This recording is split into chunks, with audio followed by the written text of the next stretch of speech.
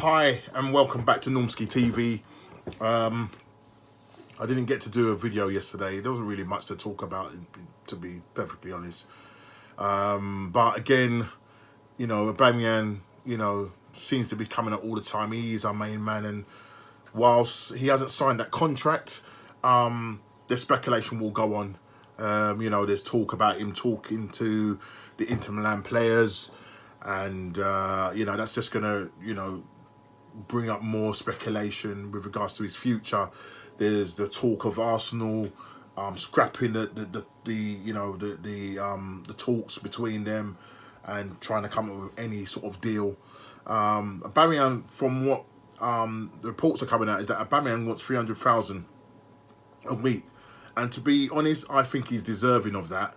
You look at what Ozil is on, 350,000, and right now Ozil can't lace his boots. I'm sorry, he should be getting more than Ozil. You think about how many goals Ozil scored over the last 2-3 seasons. Just in this season alone, Aubameyang scored probably more goals than Ozil over the last 2 or 3 seasons. So, I don't know why Arsenal are doing this. In the position that we're in, we can't afford to lose him again. And I'm going to sound like a scratch record. We cannot afford to lose our talisman. We can't afford to lose our captain. He's our top goal scorer. Give him what he wants. Give him what he wants. You're probably going to need to get rid of some players. To sort of bring the wages down so that we can then offer better money to Aubameyang. I think he wants to stay, but it seems as if, I don't know, the club seems to be wanting to force him out. I have no idea. So at the moment, doesn't seem like there's any contract talks going on at the moment. And if you believe reports that they've scrapped all contract talks, they've pulled the offer off the table, and that they're looking to cash in on him. This is not a good idea, Arsenal. It's not a good idea. We cannot keep doing this. We're just looking like a small club right now. All right, we're in 9th place, and if it wasn't for Aubameyang, mate, I'll tell you, we'd be way down the table. This is getting on my nerves now. We've got to sort this out. I keep saying, listen, I'm just a little voice. Yeah, just like the rest of the other Arsenal supporters and fan cams and everything else, and YouTube channels out there that are supporting Aubameyang. We all want him to stay. The guy is still doing it. Yeah, come on, man. Just give him the money and just get this thing sorted out. Yeah, that's all I've got to say on Aubameyang. The other thing, just to report, the Arsenal players now. It seems like they reported back for training today. There was some pictures of Hector Bellerin. I think there was David Luiz, the goalkeeper, Martinez.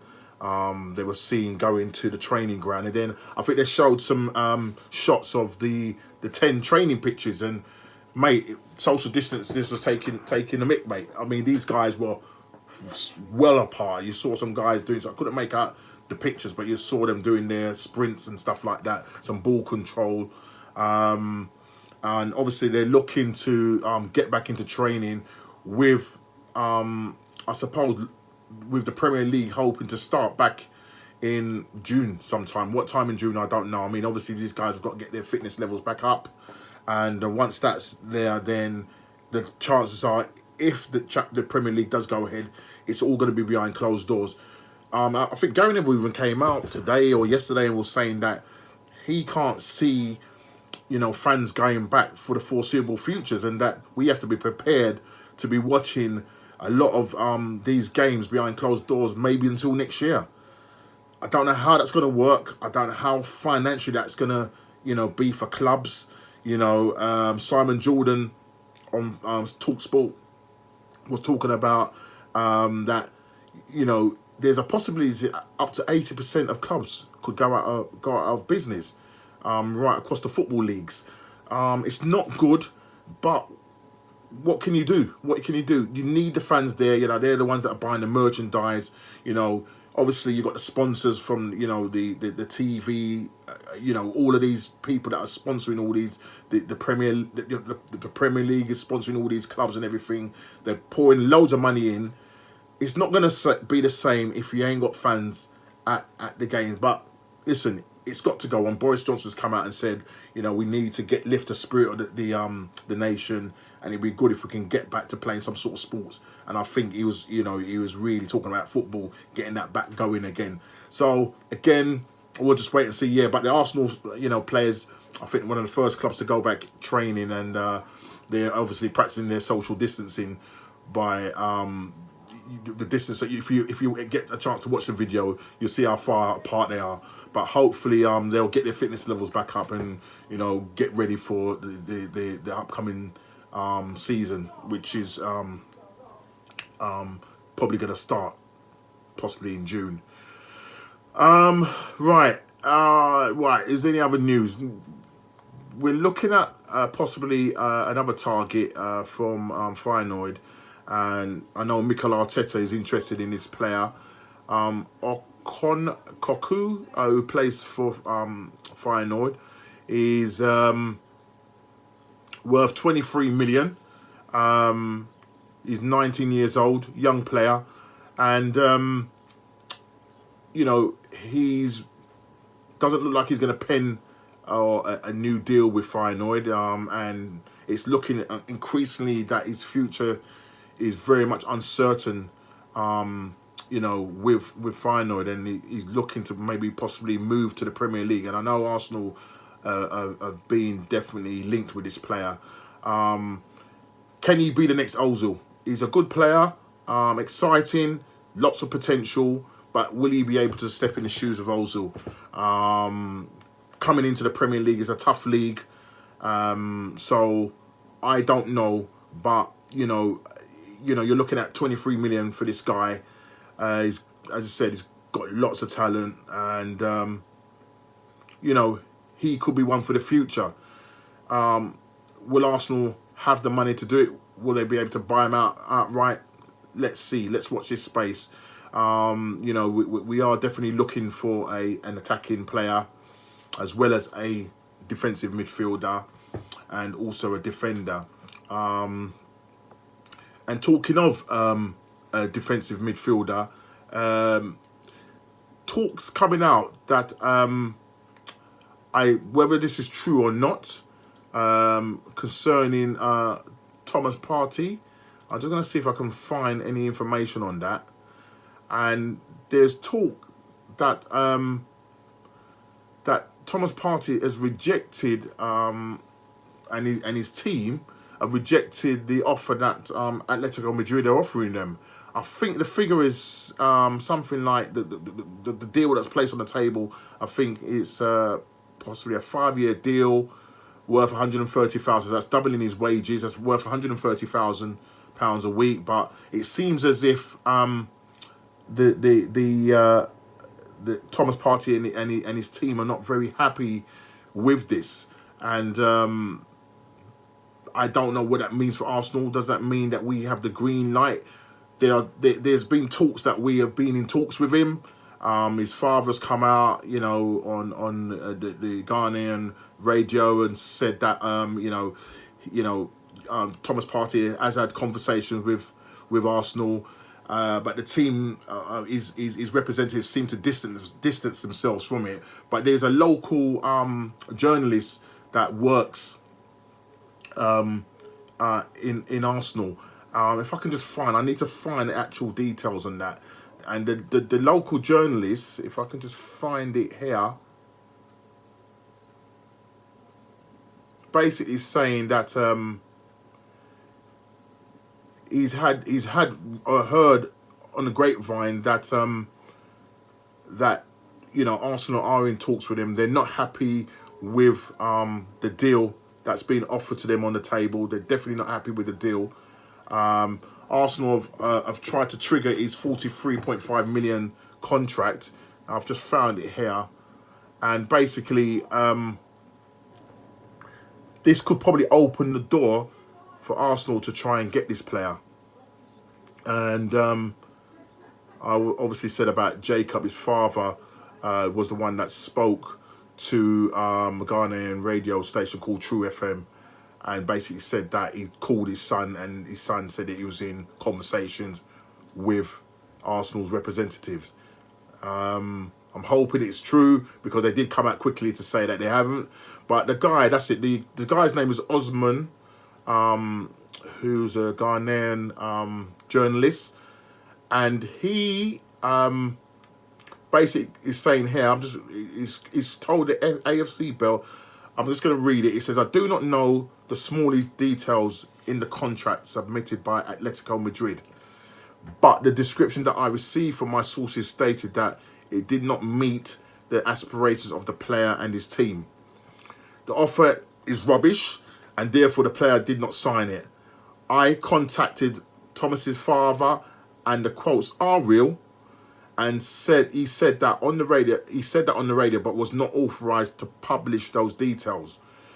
Partey is currently under contract until 2023, but Atletico want to extend his stay at the Wanda Metropolitano, if I can pronounce that, by 2 years, upping his release clause to around 100 million in the process.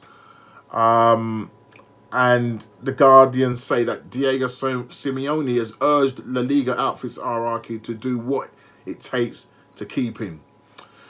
So, you know, if these rumours are true, that they haven't accepted the deal, and that, you know, Thomas Partey and his representatives are in conversation with Arsenal. Maybe Arsenal probably don't want to put it out there, but we are very much highly linked with this player.